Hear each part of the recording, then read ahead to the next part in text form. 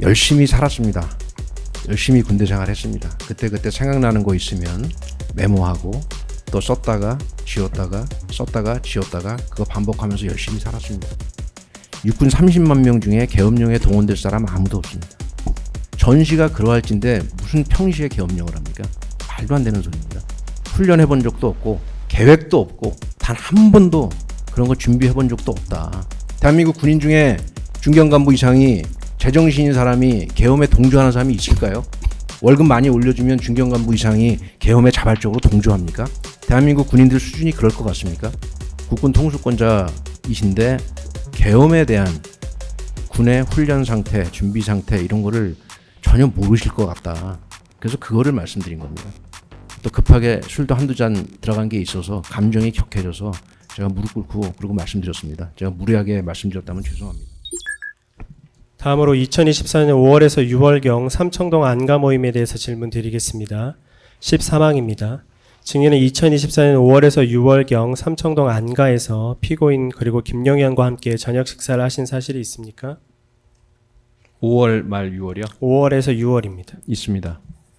당시 모임에서 피고인이 시국 걱정을 하면서 비상대권이나 비상조치가 아니면 나라를 정상화할 방법이 없는가라는 발언을 한 사실이 있습니까?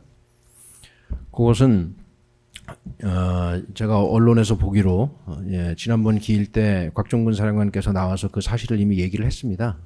그래서 그 사항은 제가 좀 말씀을 좀 드리겠습니다. 먼저 그날 왜 그런 그 자리가 있었는지부터 좀 설명을 좀 하겠습니다. 네. 제 기억으로는 2024년 1월 1일부로 국정원 대공수사권이 폐지가 됐고 그래서 국정원에서 관할하고 있던 여러 가지 사건들이 경찰이랑 그다음에 방첩사 쪽으로 많이 이관이 되고 있는 그런 상황이었습니다. 그다음에 두 번째는 방첩사 자체적으로 군 관련 대공수사 같은 것들을 하고 있는 것들이 당연히 있습니다. 그래서 그런 내용들을 당시 신원식 장관님한테 제가 항상 정기 보고될 때 보고를 드렸을 것으로 기억을 합니다. 그런데 제가 연락받기로 지금 당시 대통령님께서 뭐 검찰총장을 하셔서 그런지는 잘 모르겠지만 제가 추정컨대 그런 부분에 관심이 좀 많으시다. 그래서 와서 한번 설명을 드려라 라는 그런 지시를 제가 받은 것으로 지금 기억을 하고 있습니다. 그래서 그럼 왜 안가로 가서 뭐 저 식사하면서 그 얘기를 했는지 사실 뭐 정확히 잘 기억은 안 납니다만 저 혼자 생각에는 제가 일개 사령관밖에 안 되는데 뭐 그런 내용을 가지고 낮에 대통령실 가서 이렇게 보고하는 모양새가 안 좋아서 그랬는지 그건 잘 모르겠습니다. 모르겠는데 하여튼 그런 이유로 해서 그냥 밥 먹으면서 뭐 간단하게 얘기해라. 저는 이제 그 정도 취지로 이해를 하고 그날 이제 그 자리에 가게 된 것입니다. 그래서 대공수사 진행 중인 뭐 수사 경과도 좀 말씀을 드린 기억이 있고 그 다음에 국정원에서 이제 아까 제가 처음 말씀드린 대로 여러 가지 사건들이 경찰이랑 방첩사로 이렇게 이관되는 뭐 이런 진행 경과들을 좀 말씀드리기 위한 목적으로 제가 간 것으로 지금 저는 그렇게 기억하고 있습니다. 네. 방금 이제 모임 경위나 참석 경위에 대해서 설명을 해주셨는데요. 그 당시에 피고인이 비상대권이나 비상조치가 아니면 나라를 정상화할 방법이 없는가라고 발언을 하고 그런 대화 모임에서 그런 얘기를 듣던 증인이 피고인 앞에 무릎을 꿇고 계엄 생각은 하지 마셔라라고 반대까지 하셨던 사실이 있습니까? 그 부분도 제가 조금 좀 설명을 좀 드리겠습니다. 네. 제가 기억하기로는 그때 당시에 이제 그런 뭐 대공수사 관련된 얘기도 했고 뭐 간첩수사 이런 얘기도 하고 뭐 그런 어려움들에 대해서 뭐 말씀을 드렸고 대통령께서 뭐 나라 걱정, 시국 걱정 그런 게 쉽지 않다 뭐 이런 공감도 하셨습니다. 그러면서 뭐 조금 감정이 격해지셨는지는 모르겠지만 이 나라를 바로잡기 위해서는 헌법이 대통령한테 보장한 비상 뭐 대권, 비상 조치권 제가 용어도 잘 헷갈리는데 뭐 그런 말씀도 언급이 나왔습니다. 그러면서 그런 것의 일환으로 긴급 명령권이라 그러나요? 긴급 명령권, 뭐 재정 명령권, 뭐 이런 것들이 뭔지를 이렇게 쭉 설명을 하셨고 그 와중에 그 뭐 계엄 이 얘기도 나왔습니다. 그래서 제가 그 얘기를 가만히 듣다가 속으로 무슨 생각을 했냐면 국군 통수권자이신데 지금 군이 계엄에 대해서 어떤 상황에 있고 어떤 인식을 갖고 있고 어떤 훈련이 준비가 돼 있고 하는 거를 전혀 좀 모르시는 것 같다는 생각이 들었습니다. 그래서 군이 지금 전시가 됐던 평시가 됐던 계엄에 대해서 어떤 상태에 있는지를 제가 장군의 한 사람으로서 일개 사령관밖에 안 되지만 좀 이제 정확히 말씀드려야 되겠다라는 생각이 그 자리에서 들었습니다.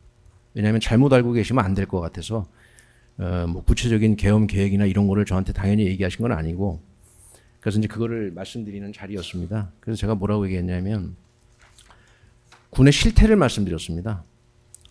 군은 전시가 됐던 평시가 됐던 제가 판사님 군대 생활 36년 했습니다.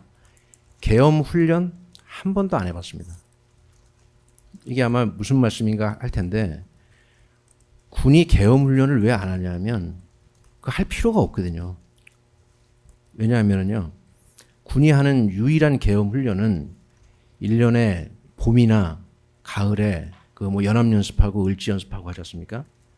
그때 그냥 저 사령부급에서 토의식으로 해서 한두 번 잠깐 하고 맙니다.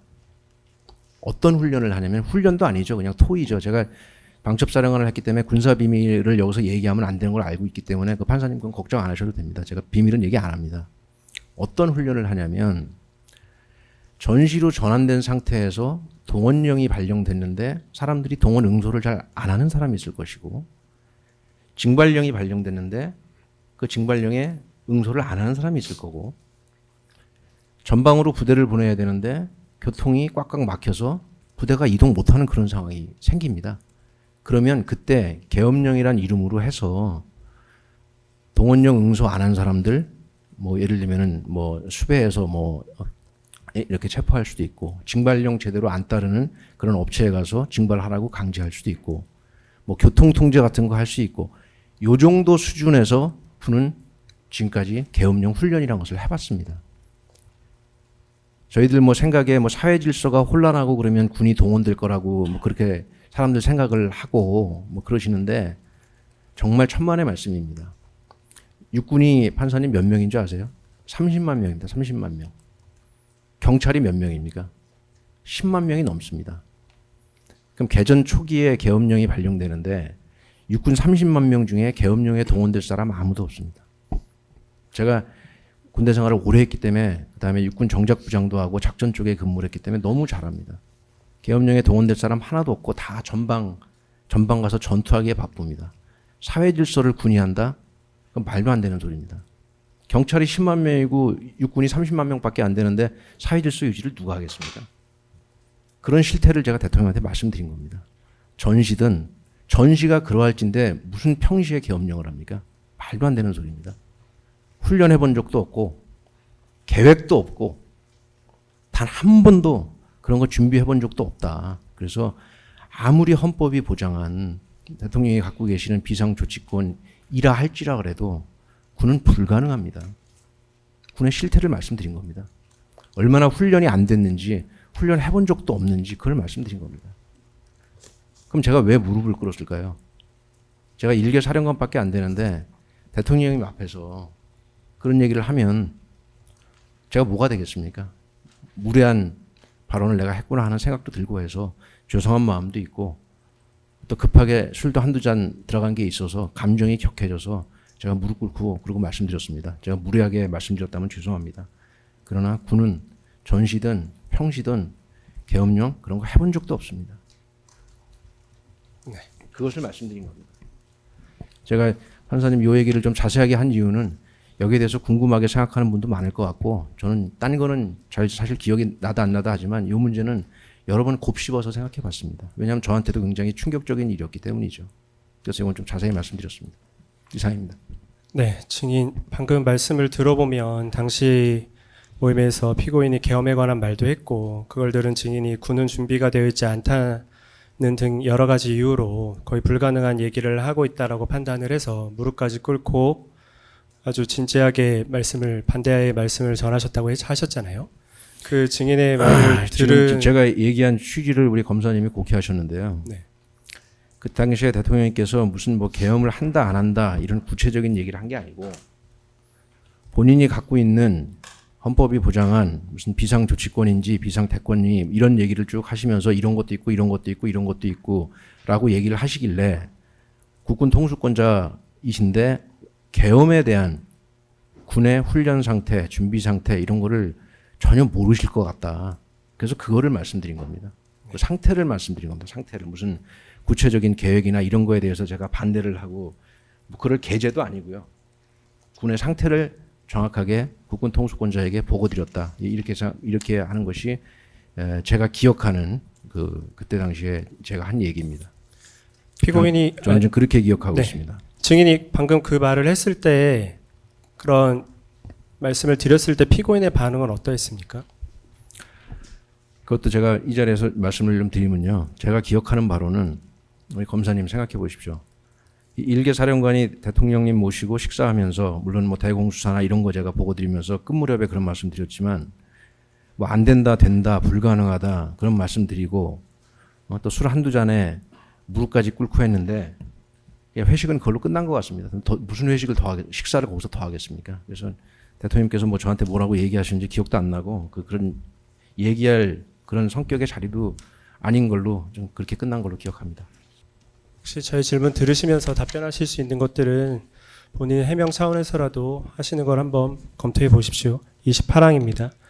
이 메모를 보면 포고령 위반 최우선 검거 및 압수수색이라고 되어 있습니다. 이건 혹시 무슨 의미인가요? 저것은 작전 계획과 교리에 나와 있는 지극히 당연한 얘기입니다. 그러나 구체적인 내용은 제 형사재판과 관련되어 있기 때문에 증언 거부권 행사하겠습니다. 제가 작성한 건 아니기 때문에 제3자적인 입장에서 저 작성 내용을 보면 포고령 위반 및 최우선 검거 및 압수수색은 계엄이 선포되면 포고령 위반자를 최우선적으로 검거해야 된다라는 의미로 읽히는데 맞습니까? 저는 이 메모에 대해서 자꾸 제가 얘기를 하면 뭐 변명한다는 소리가 나올까봐 이 메모에 대해서 굳이 얘기하고 싶지 않습니다. 그러나 한 말씀만 드리면 열심히 살았습니다. 열심히 군대 생활했습니다. 그때 생각나는 거 있으면 메모하고 또 썼다가 지웠다가 썼다가 지웠다가 그거 반복하면서 열심히 살았습니다. 그런데 저도 방첩사령관을 했기 때문에 포렌식을 하면은 그게 어떻게 나오는지 너무너무 잘 알고 있습니다. 네, 판사님.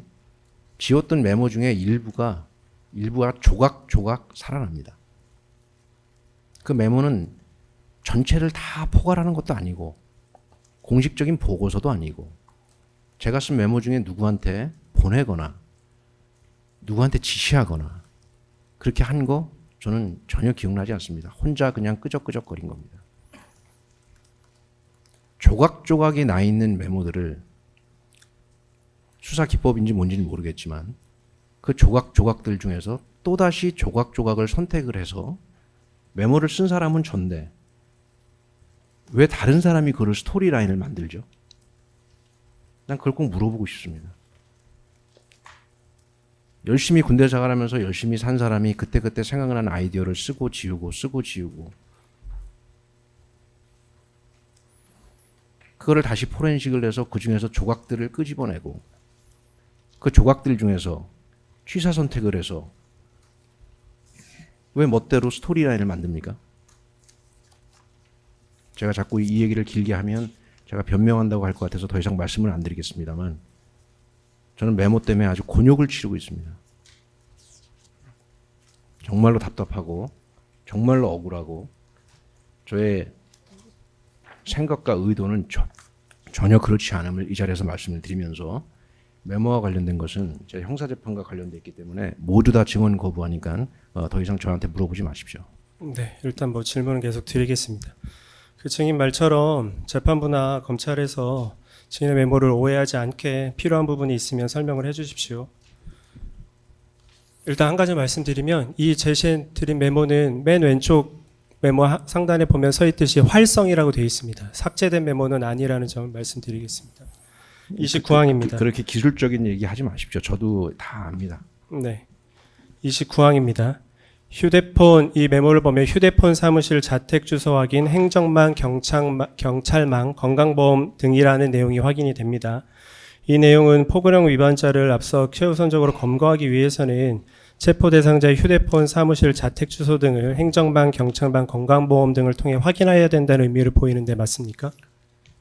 재판장님, 저는 이 자리에 증인으로 나왔지 제가 피고인으로서 나와 있는 자리가 아니기 때문에 이런 질문은 좀 대단히 부적절하다고 생각합니다. 그럴 때는 아까 말씀하시는 것처럼 네, 뭐 형사 사건이랑 관련 있는 문제는 증언 거부하실 수 있습니다. 네, 증언 거부합니다.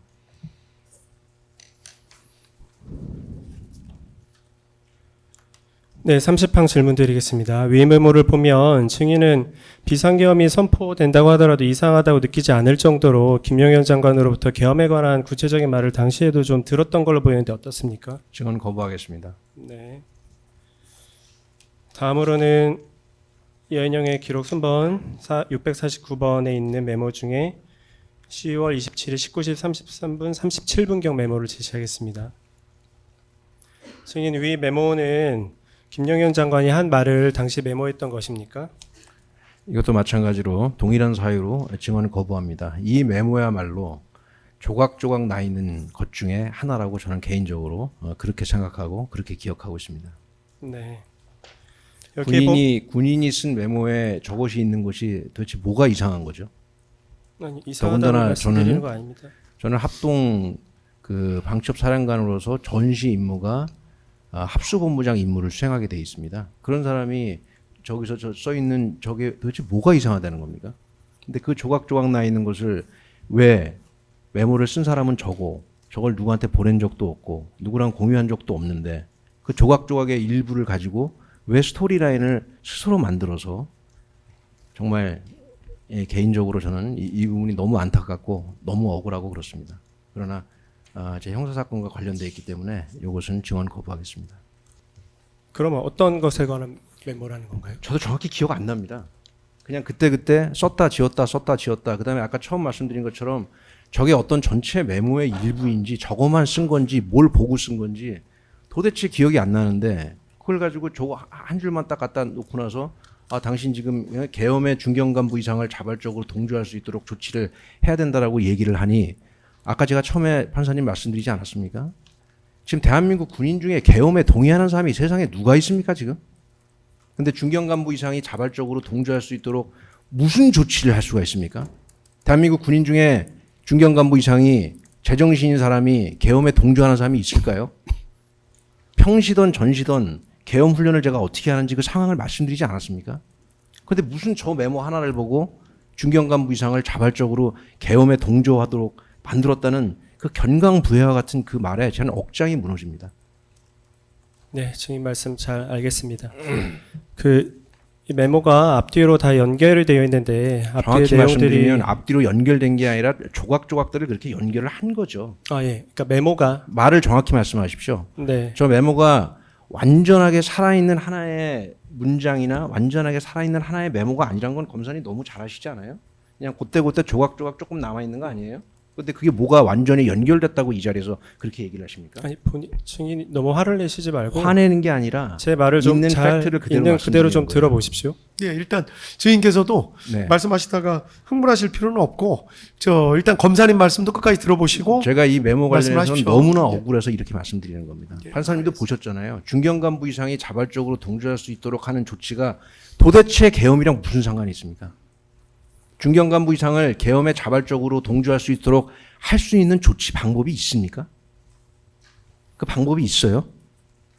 월급 많이 올려주면 중견 간부 이상이 계엄에 자발적으로 동조합니까? 대한민국 군인들 수준이 그럴 것 같습니까? 네, 제가 조금 감정이 격해져서 죄송합니다. 예, 차분하게 말씀하시면 됩니다. 예, 계속하실까요? 다음 메모 제시하겠습니다. 이 메모는